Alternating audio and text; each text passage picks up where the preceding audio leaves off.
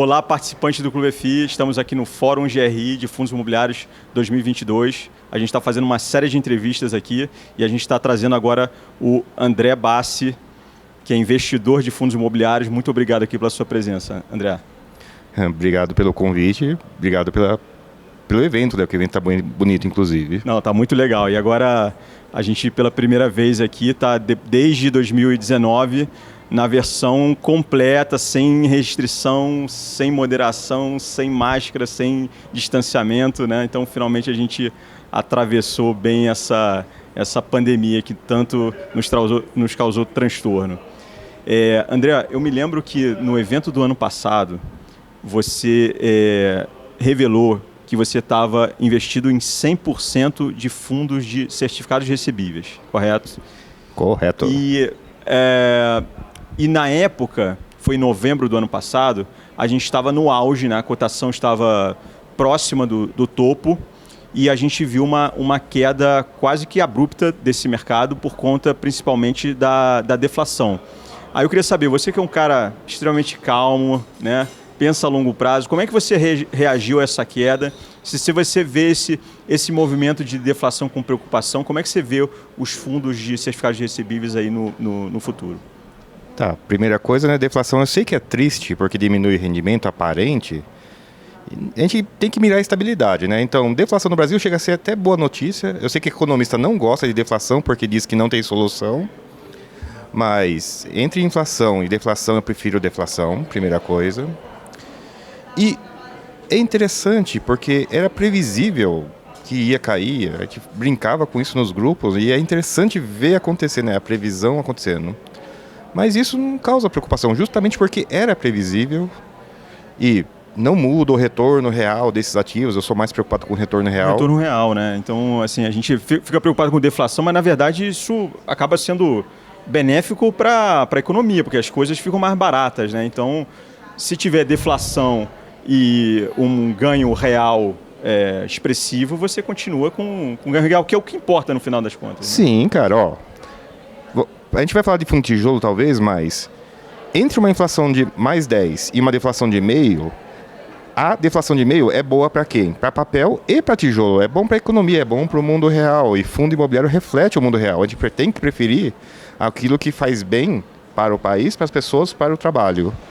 E cá entre nós, menos meio ou mais 10, menos meio. É bem fácil essa. Não, legal. E se você está dizendo que estava previsto que ia ter uma queda, por que você estava alocado 100% em CRI? Porque ainda assim o juros real estava um pouco alto. A parte pré-fixada desses fundos de papel ainda é alta em relação ao tijolo.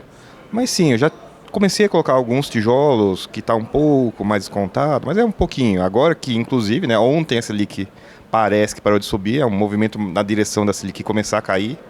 Vamos torcer para isso. E daí sim, vai consolidar. É nesse momento que eu começaria a virar carteira, não por transições ou por coisas muito pontuais. É bem macroeconômica a decisão de aloca para cá ou aloca para lá a carteira. Ou seja, o coração continua super calmo aí mesmo diante dessa queda. Já estava prevendo isso, né?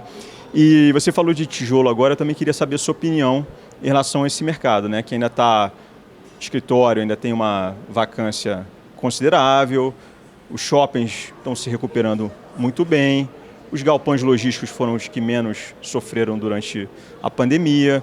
Como é que você está vendo essa questão? Porque também tem muita inflação, a gente está falando de inflação, tem muita inflação ainda que não tá repassada, tem muito fundo que está sendo negociado abaixo do custo de reposição, né? Como é que você está vendo aí os fundos de tijolo? Eu estou vendo da seguinte maneira. É preferível comprar barato, mas é difícil comprar barato, é estranho isso, né? Estava refletindo nisso num aspecto um pouco mais geral, né? Às vezes a gente investe na alta, porque a gente não sabe quanto tempo a alta vai durar, mas a gente investe na baixa ou no contracíclico para melhorar o retorno da época que a gente investe na alta. Tijolo é amassado pela Selic. Eu sei que estou simplificando demais a questão, mas ele é amassado. Fundo imobiliário é comparado com renda fixa. Então, o mérito ou demérito do tijolo é um pouco eclipsado pela Selic alta. Então, é preferível, como a gente pode gastar muito mais do rendimento do tijolo, é preferível ter tijolo barato, porque você vai ter com o mesmo R$1 que você compra hoje, muito mais retorno do que você compraria em outro momento. Então não me preocupa tanto a vacância, que ela tende a ser transitória também. Se preocupar com coisas transitórias chega a ser contraproducente.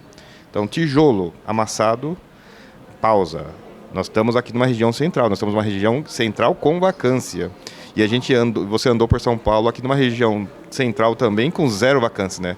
A vacância é um pouquinho regional, né? Tem que tomar um pouco de cuidado com isso.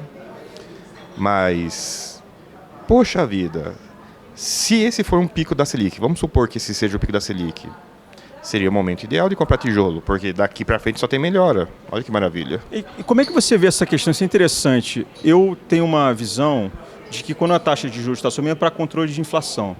O tijolo, ele acaba, não instantaneamente como o mercado de certificados recebíveis, ele acaba corrigindo a inflação pelo menos num ciclo imobiliário. Acho que demora aí uns 7 ou 10 anos, mas ela acaba acontecendo. Você veria com preocupação se a gente continuasse com inflação voltando a subir? E se num cenário que ninguém está acreditando, mas você viu como é que o economista erra, né?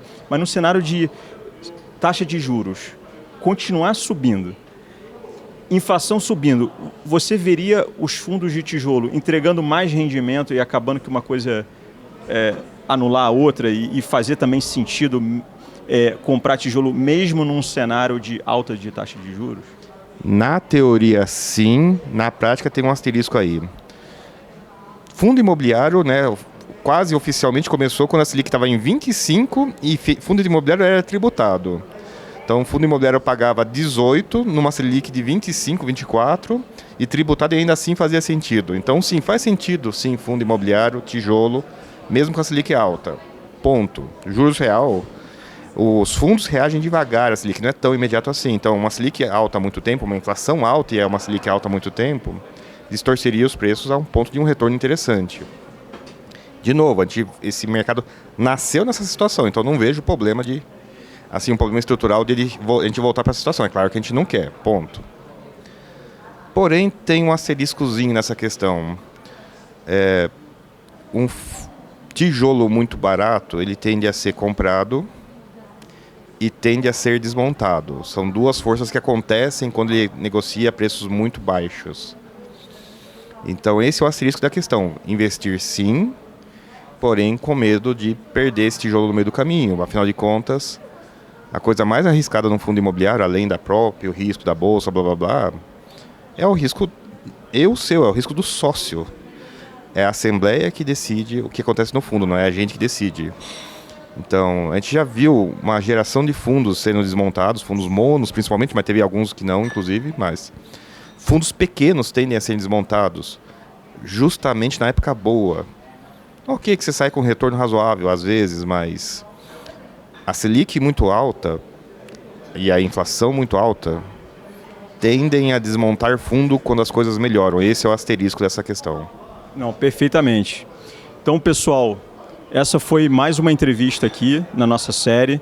Se você gostou dela, deixa seu like, se inscreve no nosso canal e a gente vai soltando as próximas nos próximos dias. E não esquece de colocar o sininho também. André, muito obrigado mais uma vez aqui pela sua participação. Obrigado, pessoal. Um abraço.